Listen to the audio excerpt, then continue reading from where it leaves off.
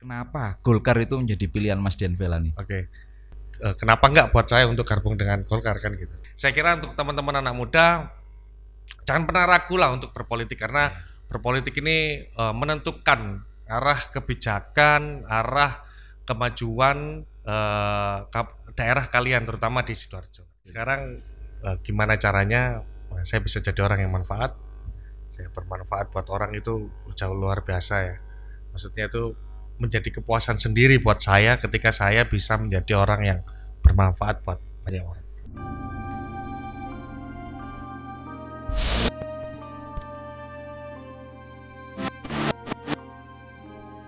Assalamualaikum warahmatullahi wabarakatuh. Jumpa lagi di podcast Golkar Sidoarjo TV, channel kebanggaane wong Sidoarjo rek. Rek, tak kandhani ya. Nang pasar Krian udan-udan dibelani, ketemu Mbak Dian Velani. Sik Mas, dapilku duduk krian iki Mas. Lho, gak apa-apa, perumpamaan lho wis dapil lagi. Gurung-gurung kok wis ngomong dapil iki. Santai, Bro. Wis bro ta, sik gak. Kacau iki. Dulur, Dian Velani, Ketua HIPMI Sidoarjo. Dia juga manajer Delta Sidoarjo. Kita ngobrol-ngobrol asik aja ya, ngobrol santai Mas Dian ya. Gimana kabar Mas Dian? Alhamdulillah. Sibuk apa sekarang? Sibuk kerja, sibuk ngurusin organisasi, Ya, sibuk ngurusin istri. alhamdulillah. Ini pengantin baru ya? Alhamdulillah. Alhamdulillah. Oke Mas Dian, HIPMI ya sekarang ya, aktif di HIPMI ya. Ketua HIPMI Sidoarjo. Ya. Apa Mas Dian HIPMI Mas Wih. Dian? Waduh, sampai wong di sih jane Mas. Nek erus singkatane kan. Oke. HIPMI erus singkatane, Jadi, tapi program yang berguri itu apa saja. Sementara ini kan di kalangan bawah HIPMI itu kan belum gaung namanya. Oke. Jadi HIPMI itu singkatan dari Himpunan Pengusaha Muda Indonesia. Oke. Jadi ini pengusaha muda Indonesia. Nah, bentuknya himpunan. Makanya kenapa kalau di bawah memang nggak ada karena memang nggak ada struktur sampai tingkat kecamatan dan lain sebagainya.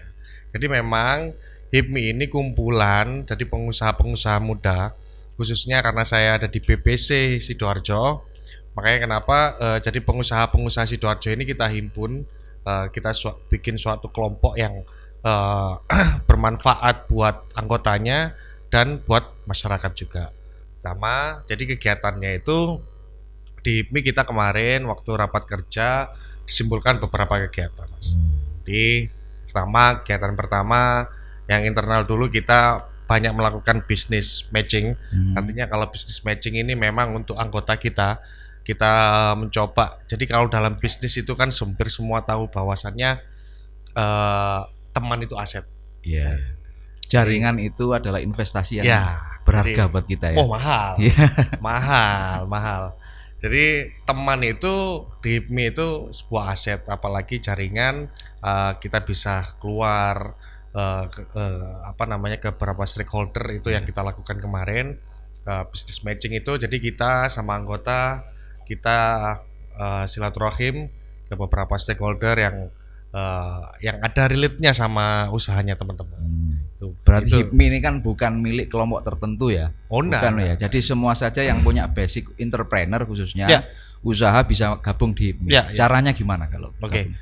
Jadi semua HIPMI ini bukan badan yang eksekutif. Iya. Jadi HIPMI ini inklusif. Jadi HIPMI ini memang dibentuk untuk menggairahkan teman-teman di daerah untuk di bidang wirausaha. Jadi seperti itu. Jadi kalau untuk daftar HIPMI itu mudah karena memang sebenarnya kita pengurusan dibentuk per 3 tahun. Per 3 tahun. Ya, per 3 tahun. Jadi nanti di pertengahan tahun juga bisa kita lakukan pergantian antara waktu, evaluasi, nambah nambah anggota dan lain sebagainya. Jadi daftarnya gampang sih, nanti ada di Instagramnya BPC HIPMI Sidoarjo. Itu nanti teman-teman nanti sebentar lagi kita mau rekrutmen lagi, gini karena memang banyaknya permintaan, banyak yang pengen gabung di HIPMI. Ya alhamdulillah di tahun pengurusan ini antusias teman-teman anak muda di Sidoarjo ini luar biasa. Klore, sing duwe usaha monggo langsung gabung HIPMI ya. Nang kono mungkin banyak pengalaman yang kemudian bisa dibagikan juga ya. Iya. Mas Dian, asli ndi nih sampean Mas? Asli Kenongo. Tulangan. Tulangan. Nah, asli Tulangan. Moro-moro kok langsung nang HIPMI. Dulu sekolah di mana Mas Dian? Oke. Jadi kene iki angel Mas. Kadang diomong wong Tulangan tapi SD tok kan ngono kan enak. Jadi SD-ne tok nang Tulangan. di Kenongo. Jadi Heeh. kecil itu saya lahir di Kenongo, orang tua saya asli Kenongo, nenek saya semua saudara-saudara saya asli Kenongo. Kenongo Mantren kalau nenek perempuan Kenongo, kalau kakek perempuan kakek laki-laki Mantren. Jadi spek nggo lah kan Ya. orang dulu kan enggak jauh-jauh. Pek nggo apa artine? Pek tonggo. Jadi saya sekolah SD di Kenongo 1, terus SMP saya mondok di pesantren. Satu Dulu. pesantren sama Gus Mudor. Oh enggak. Bukan. Jadi pesantren saya sama kakaknya beliau. Oh. Ya, sama kakaknya beliau yang ada di Darul Ulum. Jadi di Darul Ulum di Peterongan Jombang, terus SMA saya di SMA 1 Kerembung. Habis itu saya kuliah di UNER. Setelah kuliah UNER, saya ambil short course di NUS. Terus balik lagi ke sini ya ke Jakarta. Sudah jarang ke Kenongo lagi. Baru ibu saya sudah umur baru saya balik lagi. Jadi numpang SD, numpang sekolah SD tok rek nang ngene Sidoarjo rek. Tapi gak lali toh Mas sampai Sidoarjo ya. Enggak. Jadi kalau orang Kenongo pas, "Woi, kok ben awakmu ro sik cilik saiki sakmene." Repot iki. Biyen wis gede saiki cilik maneh. Mas Dian asli Kenongo Tulangan ya. Kira-kira masa kecil Dian Velani itu seperti apa, Mas? Oke. Masa kecil adus sekali pasti. Ya kan saya tuh selalu ingat. Sadurunge adus coplok klambi dhisik. Pasti. Sampai jadi gini, saya kecil di Kenongo, saya lahir juga di Kenongo, nenek, saudara semua di Kenongo, dan kebetulan rumah saya itu sebelahnya sungai. Jadi kalau dulu itu kita ini habis ngaji itu adus sekali, itu wajib. Karena kenapa? Karena kita dulu pangdam. Apa itu Bang? Panglima adus dam.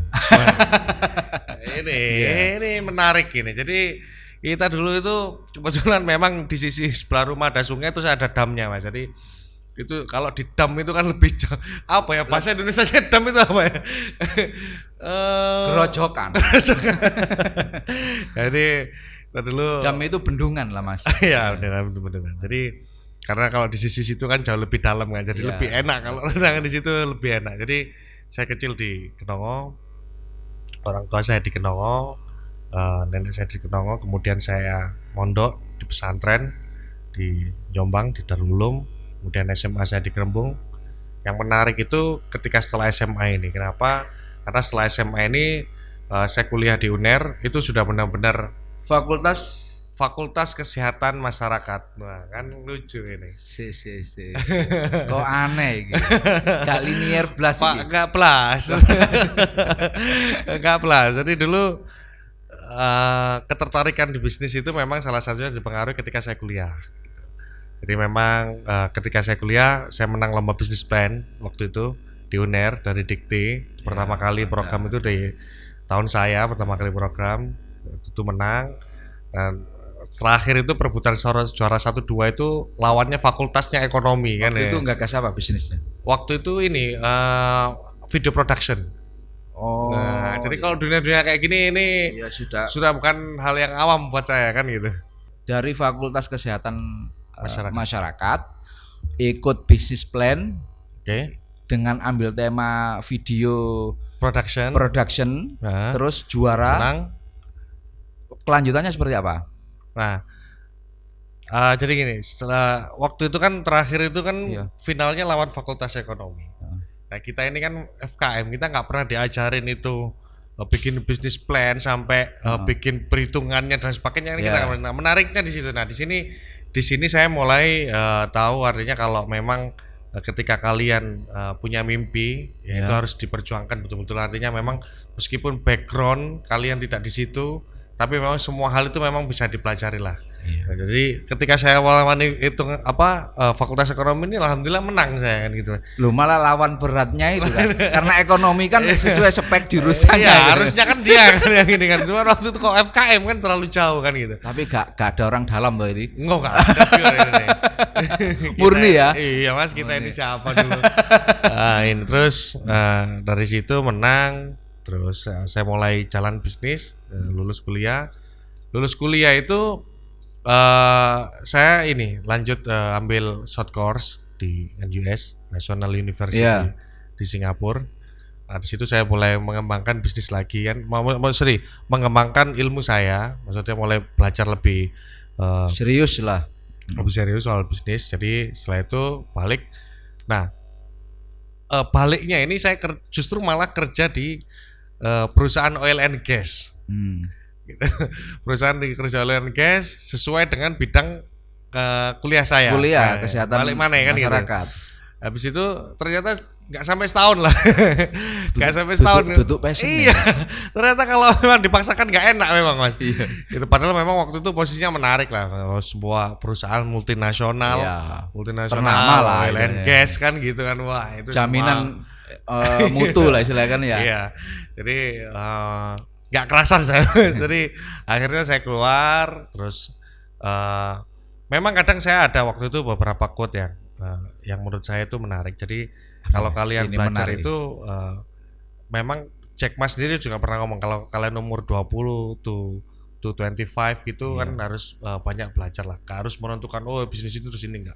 Jadi waktu itu saya sempat belajar, saya kerja di perusahaan tobacco di multinasional juga. Multinasional. Di situ saya di bidang marketing. Nah, di situ mulai saya ngerasakan wah ini memang passionnya memang saya di marketing kan. Kalau suruh jualan brand strategik gitu Ketemu orang setiap hari. ya, nah ketemu orang itu kan luar biasa. Jadi di brand strategik dulu wah keren ini memang biasa. Jadi memang waktu itu terus di situ mau ketemu saya teman di Jakarta, saya develop bisnis sana sampai ibu saya itu Mulai-mulai sih.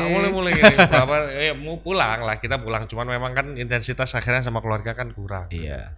Jadi waktu itu ibu saya bilang kan golek duit sampai sak piro ninggal ibumu kan gitu. Wah, itu yang Wah, berat ya. langsung balik aku Mas.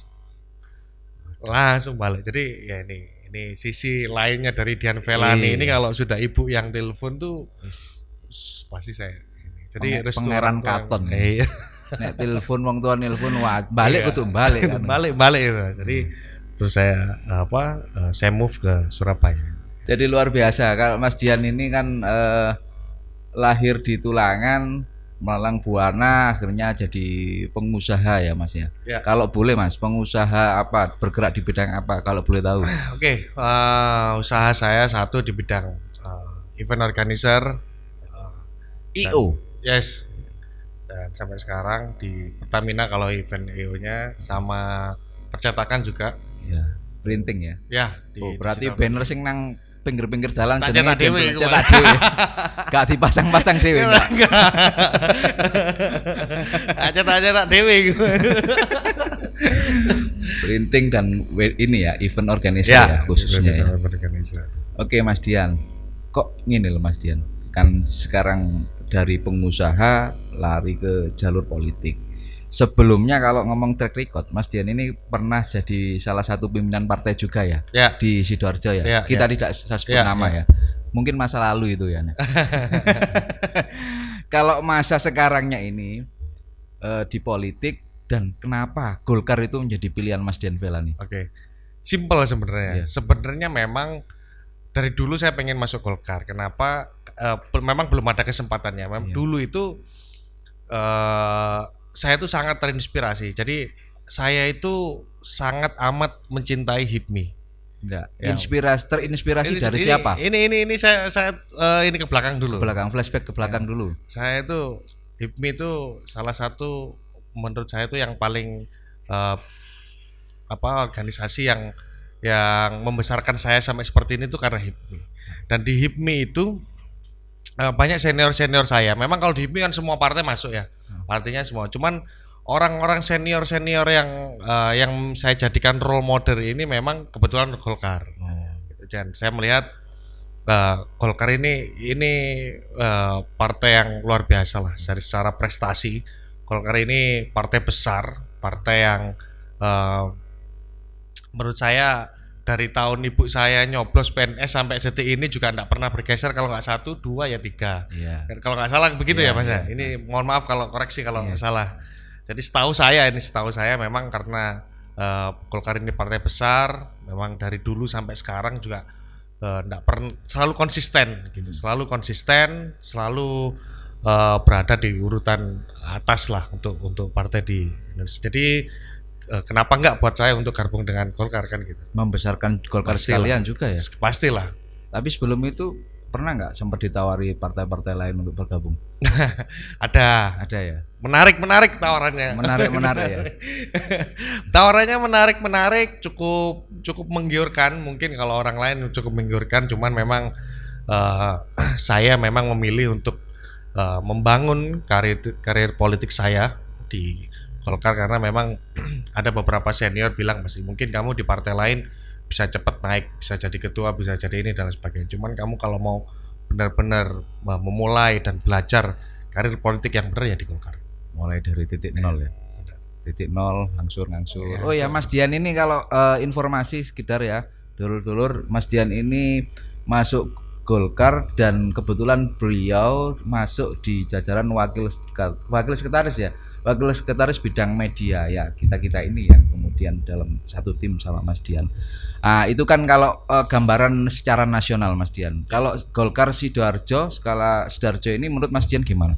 Termasuk kepemimpinan Adam Rusdi seperti apa Mas Dian? Ya, mungkin lihat awal dulu kan nggak mungkin masuk ini scroll ya. dulu kan itu. Ini ya, jujur ya. Memang di periodenya Mas Ketua Adam Rusdi ini luar biasa ya perubahannya. Artinya memang cukup menarik perhatian teman-teman anak muda.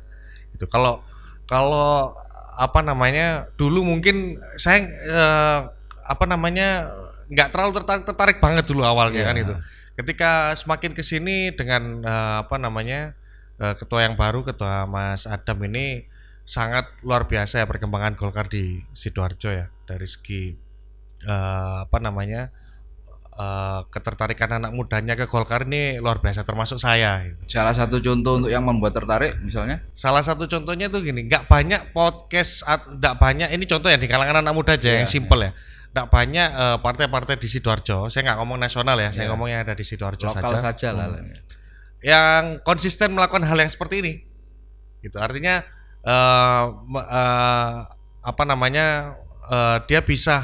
dia bisa adaptif dengan apa yang dimau oleh anak-anak muda sekarang kan gitu. Kalau mungkin saya nggak ngomong semua partai baik lah ya, cuman memang sekarang Golkar yang terbaik karena memang saya pikir dia bisa adaptif, bisa menyesuaikan dengan tesnya anak muda itu seperti apa. Oh, berpolitik itu seperti ini loh untuk anak muda ya. Jadi saya kira untuk teman-teman anak muda jangan pernah ragu lah untuk berpolitik, karena berpolitik ini menentukan arah kebijakan, arah kemajuan daerah kalian, terutama di Sidoarjo. Lebih ke ini ya, tataran pandangan anak muda itu melihat era digital saat ini yang berkembang.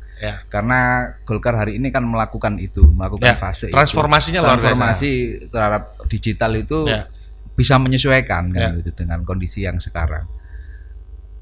Tapi nek didelok-delok rek, omongane Mas Dian iki wis ngalang-alai omongane dewan. Wis nek ngomong. Ya Mas, iya tah, maju tah sampean. Insya Allah maju dan pasti maju. Maju di Dapil 1. Dapil 1. Ya. Sidoarjo, Buduran, Sedati. Sama ya menjenengan ini. Bosnya ditakoki iki kelagep pilihan. Kenapa Mas Dian pilihan kok Dapil 1? Padahal kan kelahiran di Tulangan. Lah iki kan jadi pertanyaan juga kan ngomong. Jadi gini. Gak apa-apa toh takok iku ya. Iya. Jadi gini, sampai sekarang pun saya PP Tulangan. Setiap hari saya PP Tulangan. Jadi kerja saya di kota, setiap hari pagi berangkat, sore saya pulang. Kadang ke Surabaya, kadang di cukup jauh memang sebenarnya, dari Tulangan cukup jauh. Dan apalagi ngomong dapil ini kan kita harus ngomong kampanye ini kan kita harus ekstra waktunya kan.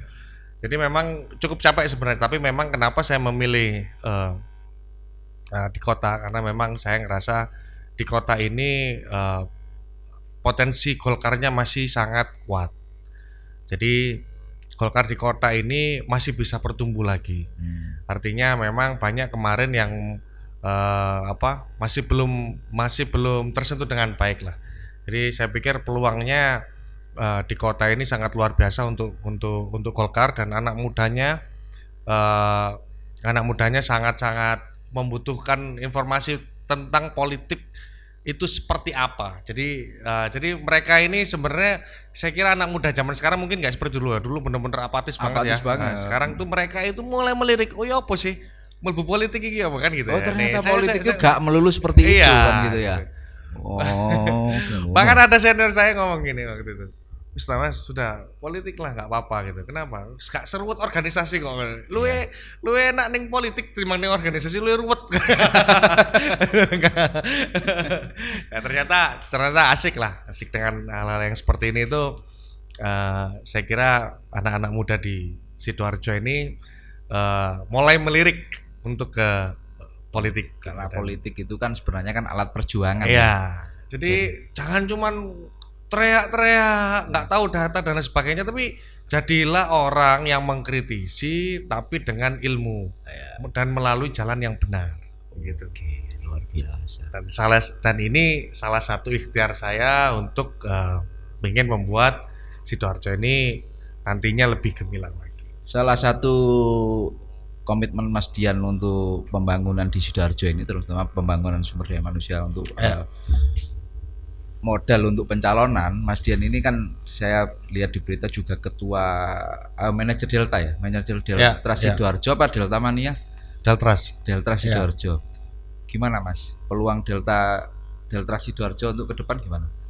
Peluang Delta ini beda sama topik kita berarti ini ya. Enggak apa-apa toh, biar semua orang tahu kan. Delta kita insya Allah besok kemarin saya ketemu sama Pak CEO Mas Amir. Info terakhir memang belum ada kepastian secara real, belum ada surat dari PSSI secara resmi, cuman kemarin itu ada wacana bahwasanya nanti Liga 2 itu bergulir di bukan Liga 2 ya, nantinya Liga Nusantara ya jadinya. Nantinya Liga Nusantara bergulir di September Oktober lah sekitar gitu. Cuman memang kita sudah mempersiapkan dari bulan-bulan kemarin. Mas. Kalau nggak disuruh situ ya, Man. Kita tahu Stadion Gelora Delta itu banyak menjadi saksi sejarah kemenangan Indonesia kan. Iya, gitu, ya. Banyak. Timnas juara beberapa kali kan. Iya. Oke, padahal perlu diketahui di Sidoarjo ini juga banyak melahirkan pemain-pemain nasional yang lahir di Sidoarjo. Mudah-mudahan dengan di bawah kepemimpinan Mas Dian Velani ini Delta Sidoarjo lebih bisa show off di kancah nasional gitu Mas Dian. Amin. Ya. Balik mana nang politik Mas Dian? Oke. Kita tahu Mas Dian, politik itu kan harus dari berbagai modal ya. Ya. Di satu sisi kita ngomong modal sosial, modal finansial, terus kesiapan Mas Dian untuk 2024 seperti apa Mas Dian? Kesiapan 2024 sudah disebutkan tadi, semuanya sudah saya siapkan. Sudah tadi, siap ya, luar biasa. Ya, memang modal sosial jauh lebih penting ya. Iya. Saya kira untuk sekarang kalau finansialnya kuat tapi tidak diimbangi dengan sosial, itu saya kira tidak akan maksimal hasilnya. Jadi saya kira untuk sekarang, untuk saya pribadi, menurut saya memang modal sosial ini yang pertama. Jadi memang kita harus sering turun, harus sering mendengarkan, harus sering ngobrol, bicara sama mereka, menyerap aspirasi. Ya, itu bahasa lama. Bahasa lama. Menyerap aspirasi itu kayaknya terlalu calak lawas sih kita. intinya kita turun, kita ngobrol, apa sih yang diinginkan mereka, apa sih yang menjadi keluhan mereka, apa sih kepinginannya mereka itu seperti apa, itu yang perlu kita dengar. Artinya ini yang saya sampaikan ke teman-teman saya lah. Kenapa kok di politik itu juga kadang, insya Allah kalau untuk masalah usaha saya cukup lah. Gitu. Saya cukup lah. Jadi karena kalau memang buat makan dan keluarga mungkin cukup ya. Saatnya untuk mengabdi ke masyarakat. Intinya gitu. Sekarang gimana caranya saya bisa jadi orang yang manfaat, saya bermanfaat buat orang itu jauh luar biasa ya. Maksudnya itu menjadi kepuasan sendiri buat saya ketika saya bisa menjadi orang yang bermanfaat buat banyak orang. Saya bisa membantu, saya bisa mengakomodir apa yang mereka inginkan gitu ya. Meskipun nggak semuanya dan nggak mungkin semuanya kan gitu.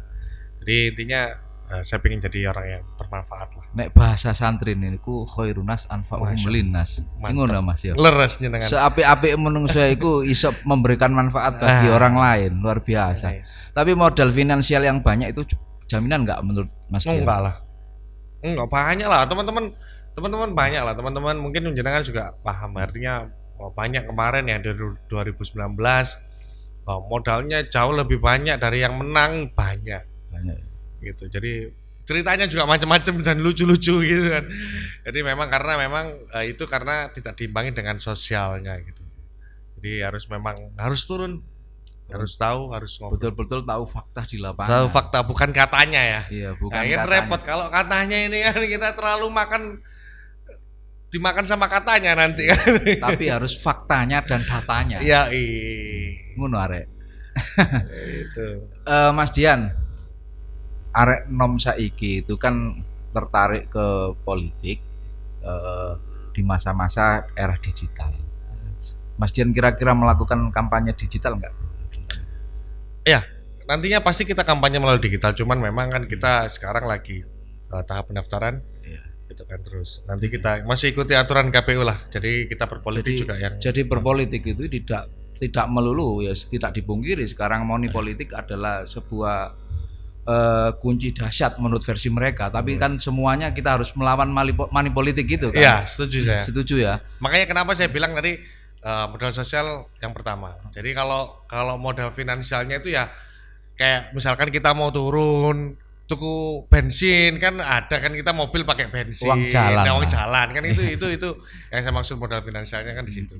Ya titik akeh ya, menang warung ya tuku kopi lah, ya. Gitulah. Ngono Mas. Mosok mendayo. Go apap kan gitu. Kata-kata motivasi mungkin Mas Dian yang bisa disampaikan ke anak-anak muda Sidoarjo. Saya ini bukan motivator, saya ini pelaksana. Yang paling tidak kan bisa menginspirasi lah, untuk inspirasi. Ini kata-kata inspirasi ya, bukan kampanye ya. Enggak. Oke. Jadi teman-teman, saya ini bukan motivator, cuman saya sedikit sharing singkat lah, mungkin bisa menginspirasi buat teman-teman. Saya ini dari kecil dilahirkan bukan dari orang kaya, bukan dari keluarga yang kaya. Terus orang tua saya guru, nenek saya tinggal sama nenek sama ibu saya. Nenek saya juga jualan nasi gitu. Jadi saya mungkin hampir sama lah sama teman-teman semua, kurang lebih sama. Kita memulai dari bawah. Jadi gak ada suatu hal yang gak mungkin di dunia ini kalau kalian teman-teman semuanya serius pengen melakukannya. Jadi iya atau enggaknya tergantung teman-teman semua. Saya dan mungkin banyak teman-teman lainnya juga yang memulai dari bawah dan bisa berhasil. Dan alhamdulillah saya cukup puas dengan apa yang saya miliki sekarang ini. Jadi bagi teman-teman semua, jangan ngerasa minder, jangan ngerasa takut. Lawan rasa takut kalian harus bisa menjadi orang yang sukses. Oke, luar biasa. Intinya tekuni, jalani, dan yakini, insya Allah berhasil. Terima kasih untuk semuanya. Assalamualaikum warahmatullahi wabarakatuh. Terima kasih Mas Dian. Waalaikumsalam warahmatullahi wabarakatuh.